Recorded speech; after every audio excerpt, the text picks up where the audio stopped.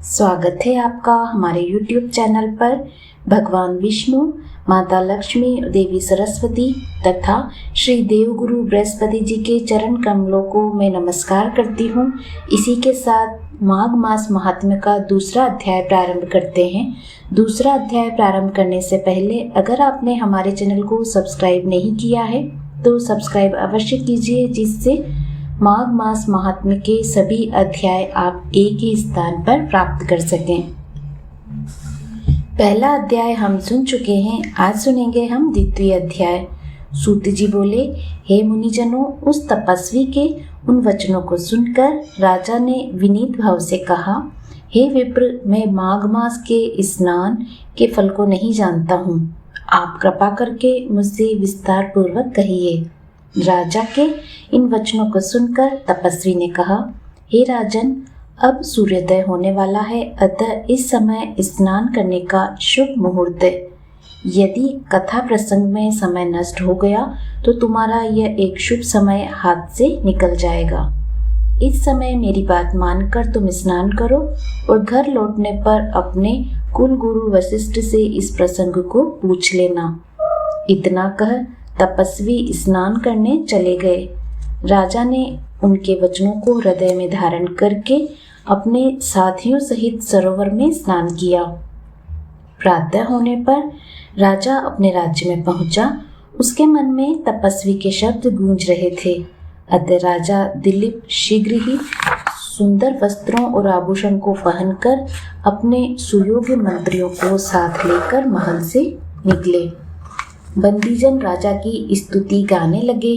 राजा योग्य उपहार लेकर गुरु वशिष्ठ के आश्रम की ओर चले। वहां पहुंचकर उसने श्रद्धापूर्वक गुरु को नमस्कार किया और साष्टांग प्रणाम किया। वशिष्ठ ने राजा को यथोचित सत्कार करके आशीर्वाद प्रदान किया और कुशल पूछा। वशिष्ठ जी के सन्मुख बैठकर राजा ने आदर से अपना सिर झुकाकर बड़े ही विनीत स्वर में कहा, हे भगवान, आपकी कृपा और आशीर्वाद से मैं पूर्णतया प्रसन्न हूँ।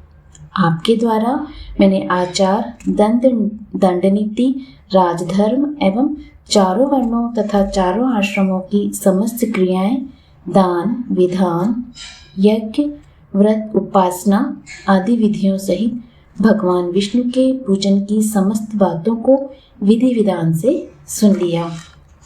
आज एक तपस्वी ने माघ महात्म्य एवं स्नान की बातें सुनाकर मेरे दिल में एक जिज्ञासा उत्पन्न कर दी। अतः हे नाथ, आप कृपा करके मुझे इस माघ मास का महात्म्य सुनाइए। वशिष्ठ जी ने प्रसन्न होकर कहा, हे राजन, आपकी भगवान के प्रति श्रद्धा को देखकर मेरा हृदय प्रसन्न है। तुमने समस्त जीवों को सुखी बनाने वाला प्रश्न किया है।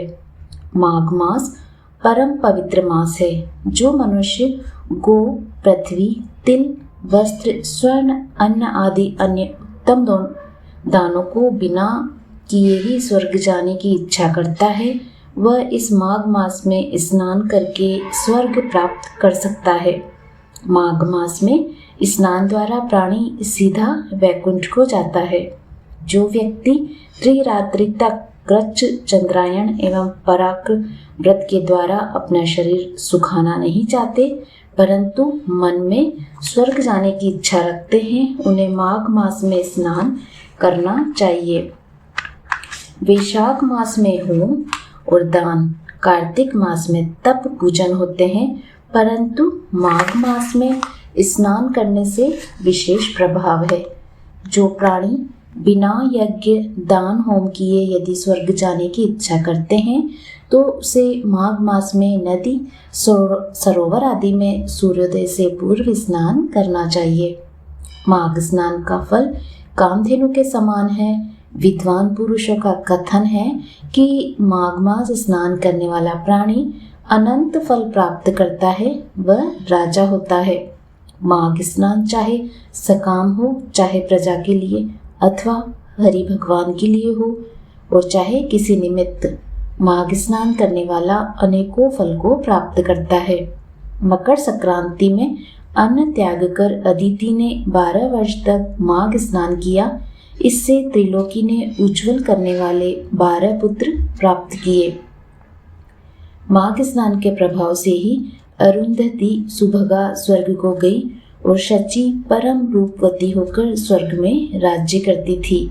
अनेकों प्राणियों ने जिन्होंने माघ स्नान किया और नियमों का पालन किया, उसने सुंदर अप्सराओं के नृत्य, गंधर्वों के संगीत एवं वाद्य यंत्रों से गूंजित वेद पाठी ब्राह्मणों की वेद ध्वनि से मुखरित परम पवित्र लोक में स्थान पाया। जिन मनुष्यों ने माघ स्नान के साथ दान किया है और प्रिय वस्तु का त्याग किया है, वे भाग्यशाली हैं। माघ स्नान के प्रभाव से अच्छी बुद्धि प्राप्त होती है, पापों का नाश होता है। इसके स्नान करने वाला प्राणी सहज ही उन लोगों को प्राप्त करता है जो ज्ञानी, तपस्वी और भगवान की आराधना करने वाले प्राप्त करते हैं। दान के द्वारा स्वर्ग प्राप्त करने वाले प्राणी पुण्य क्षीण होने पर पुनः लौट आते हैं, परंतु माघ स्नान करने वाले कभी नहीं लौटते। ये सदैव बैकुंठ वास करते हैं। माघ स्नान करने वाले प्राणी यदि दूध देने वाली गो का दान करते हैं तो वह उतने वर्ष स्वर्ग में निवास करते हैं जितने गो के शरीर में रोम होते हैं। जो प्राणी माघ स्नान के पश्चात गुड़ तिल का दान करता है, उसके सभी पाप नष्ट हो जाते हैं। तिल का दान पापनाशक है और उसको दान करके प्राणी निर्मल हो जाता है। जो मनुष्य माघ स्नान करके ब्राह्मणों को जूता और कमंडल दान देता है, वह भोजन कराता है, वह मोक्ष को प्राप्त करता है। हे राजन, जो पापी माघ स्नान के साथ दान करता है उसे सद्गति प्राप्त होती है। पितरों के तर्पण से प्राणी बैकुंठ को जाता है। दान के द्वारा प्राणी के सभी पाप नष्ट हो जाते हैं और स्वर्ग मिलता है। माघ स्नान करने वाले प्राणी को माघ मास में यथाशक्ति दान करना चाहिए। जैसे आकाश की शोभा सूर्य से, कुल की शोभा संतान से, उसी प्रकार तप की शोभा दान से है। ये पावन प्रसंग भृगु ऋषि ने मणि पर्वत पर विद्याधरों से कहा। उनके अनुसार माघ मास में अधिक दान करना चाहिए।